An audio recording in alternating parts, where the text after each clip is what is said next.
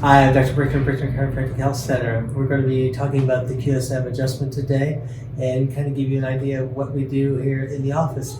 Alicia is going to be getting adjusted here in just a moment. And one of the first things I do when I'm looking at one's need for an adjustment is looking at the posture.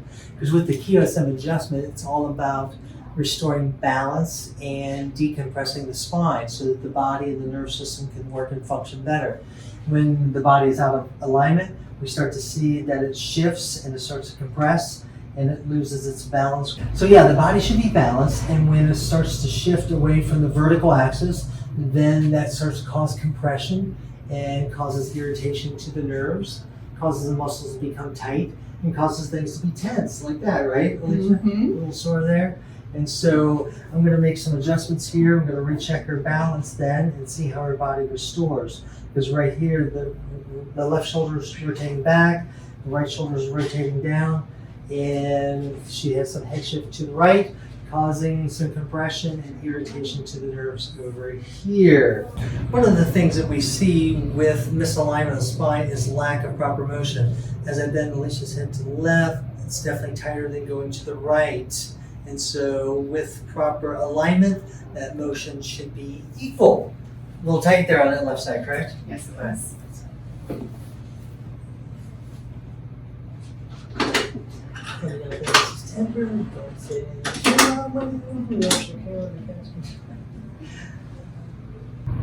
So with the adjustment, it's a series of releases.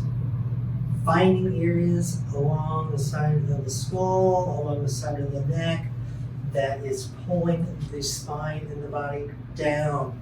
It's a matter of working through and releasing the tension on the muscles, the ligaments, the joints, and consequently removing irritation to the nerves that are part of the nervous system.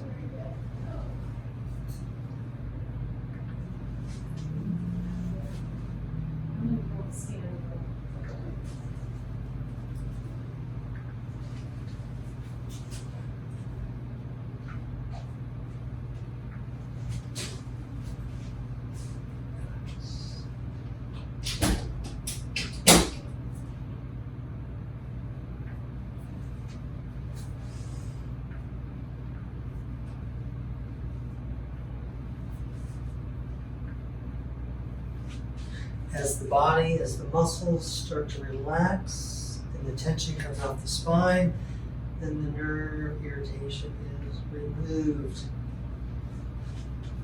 And our goal then is to have body balance and a return of normal spinal motion. Okay. So then the post-adjustment check is checking on that range of motion. I would say that feels as if it moves better. Would you agree with that? Mm-hmm. Did you catch that, camera? Okay, you good? All right, come on up for me, please. And Alicia, I'm going to have you stand, look straight ahead, relax your shoulders. And ideally, the shoulders and the hips and the head and neck should all be in good alignment. And that looks much, much better. So then the other portion of the adjustment is utilizing the instrument called the impulse. That's the neuromechanical impulse. And this instrument puts an impulse into a force into the spine. And the desire of that is to bring motion or mobility into the joints of the spine.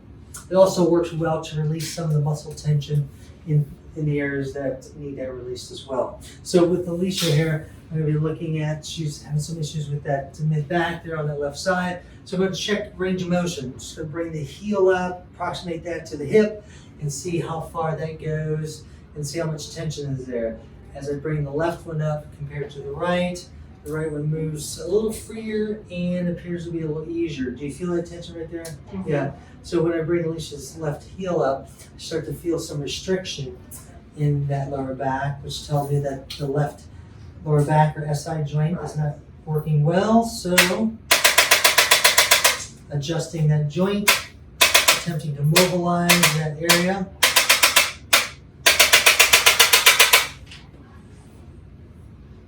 And then recheck, and it moves much better. Now this is an internal and external rotation move of the hip, attempting to assess the movement and restriction thereof. And notice a little more tension right there in that right hip. So I'm going to go to that right hip joint, make some adjustments there. That can be a little sensitive in that area. And recheck that mobility, much better there. And then checking the lower back. Usually there's a little tension right there. That's probably a little sore. And as you use the impulse to bring some motion into that L5 area. And then you said right there.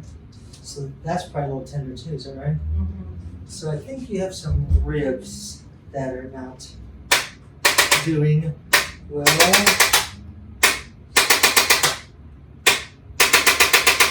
Have you done any ice or hand on this, Alicia? No. Why don't you ice that down right there for about 10 to 15 minutes a couple of times Okay.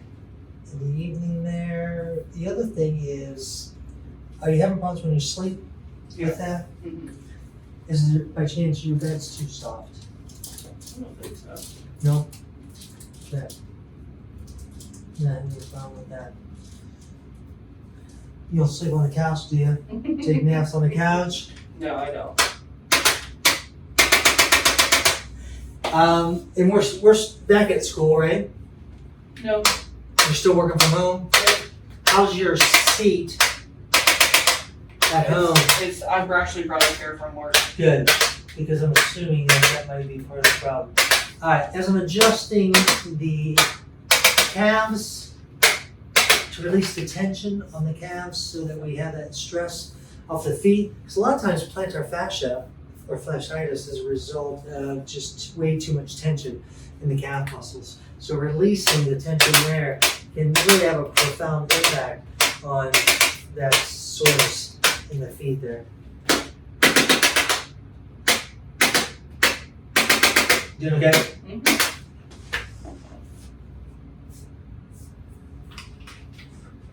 So yeah, when you're sitting in that chair at home, make sure you have plenty of lumbar support here Mm-hmm. so we can take that stress off the lower spine there. So let's get some ice on that and I want to see how that does.